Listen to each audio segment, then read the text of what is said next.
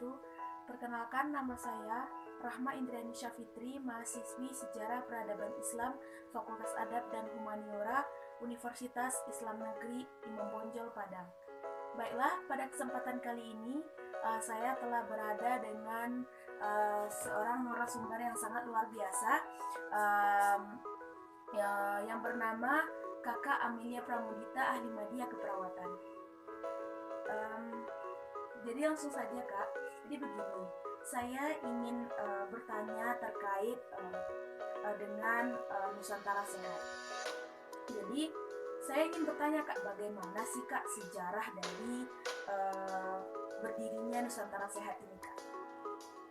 Baiklah, adik-adik, Nusantara Sehat itu adalah sebuah program di mana program ini adalah suatu kontribusi dari negara, khususnya bagian dari Kementerian Kesehatan untuk daerah seperti daerah pinggiran yang pelayanan kesehatannya masih perlu dikasih masukan yang bermasalah.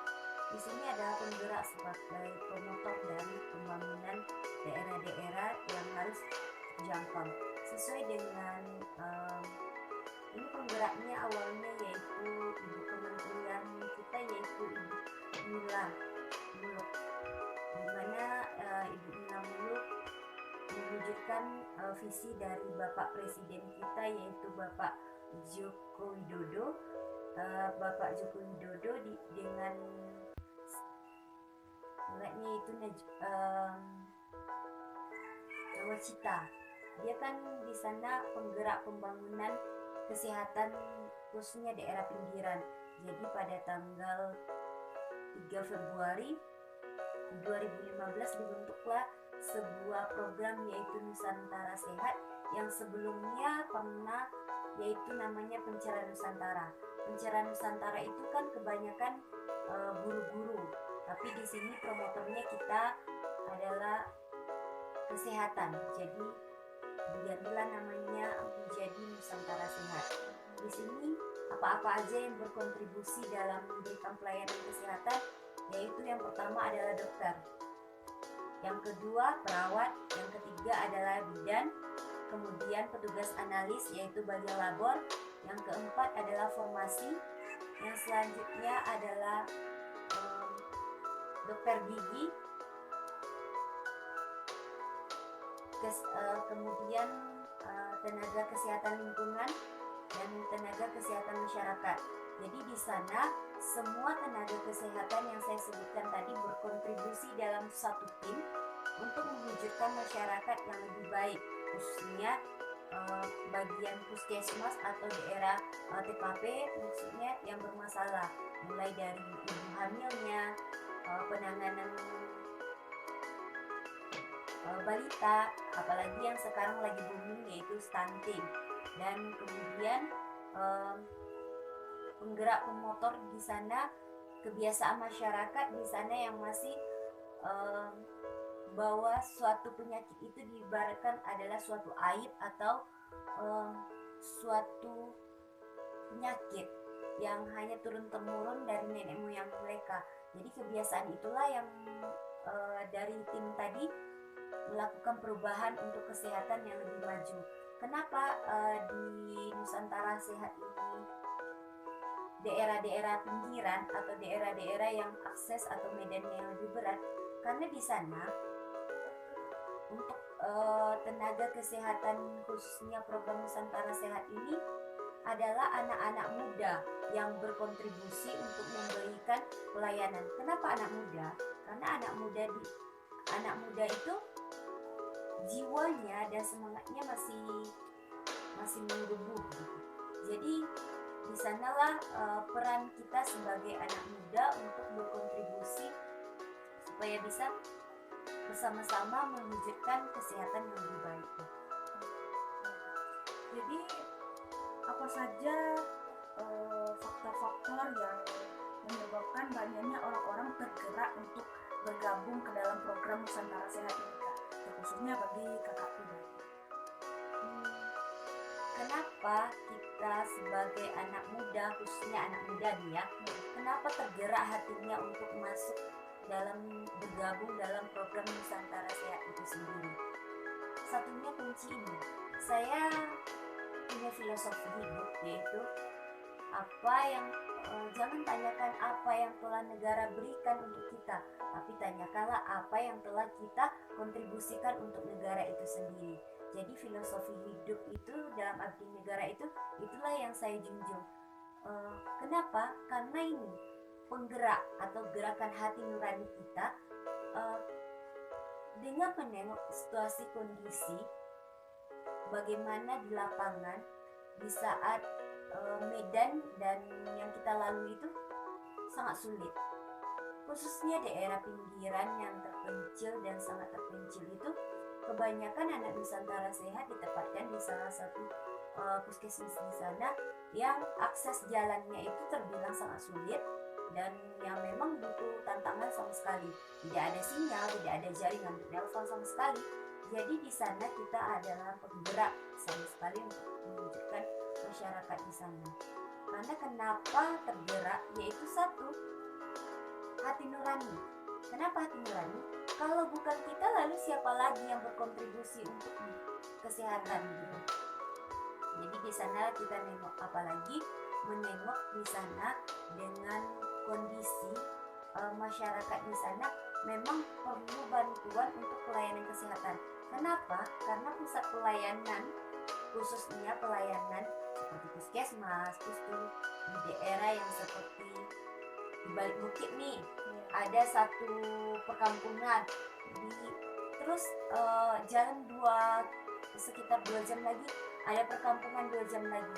Lalu kenapa harus dari program Nusantara Sehat ini penggerak? Karena memang dari program Nusantara Sehat itu adalah suatu anak yang berkontribusi, anak-anak Nusantara Sehat yang mana di semua profesi itu punya semangat dan visi sama-sama mewujudkan Indonesia sehat untuk lebih baik ke depannya gitu. Ya Kak, ya pertanyaan yang terakhir ya Kak.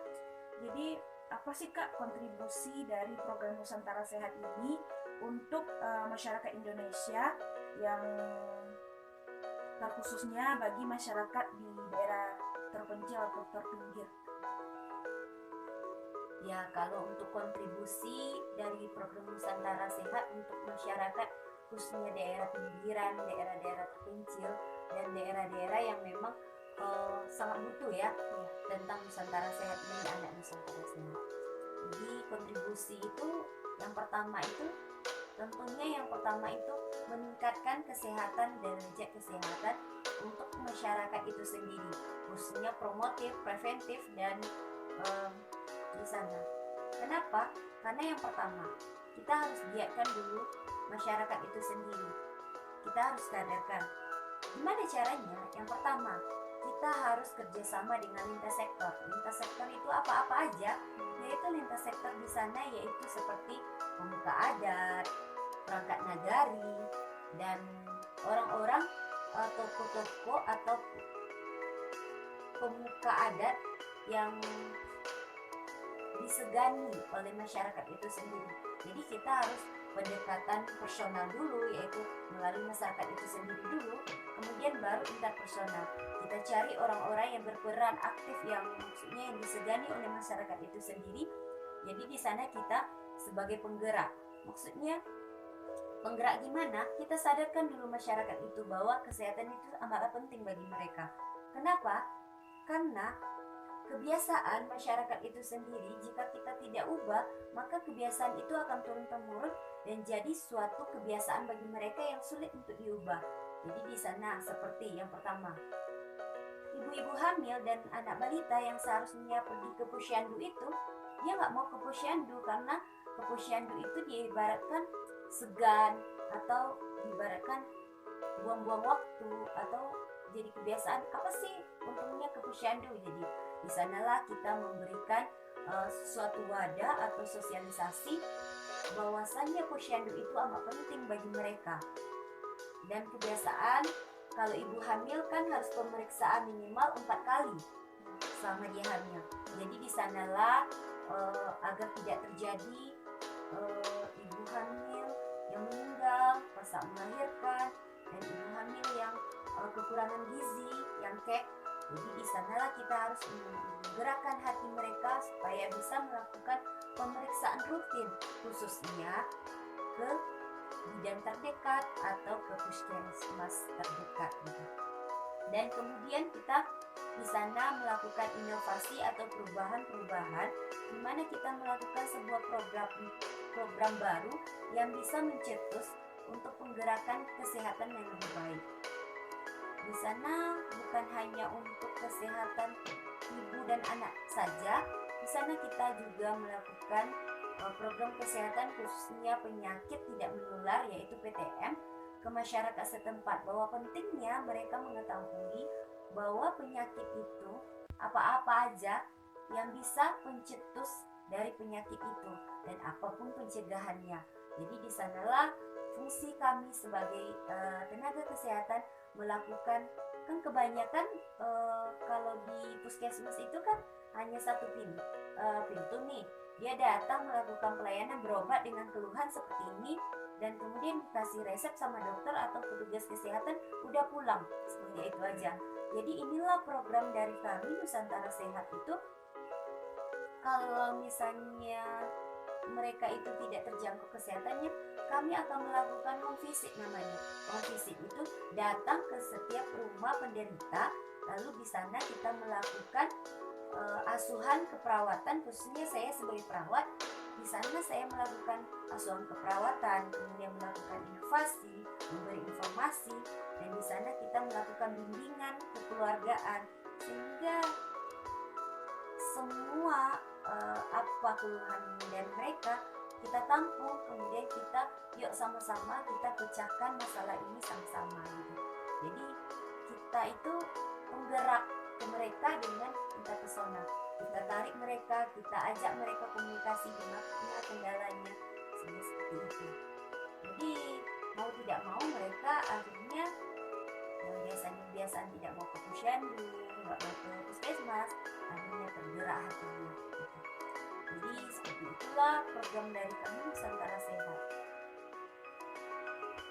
Jadi terima kasih ya Kak atas informasi yang telah Kakak berikan, dan mohon maaf atas waktu Kakak yang telah terganggu. Baiklah, sekian wawancara kita kali ini. Saya Rahma Indriani Syafitri mohon undur diri. Assalamualaikum warahmatullahi wabarakatuh.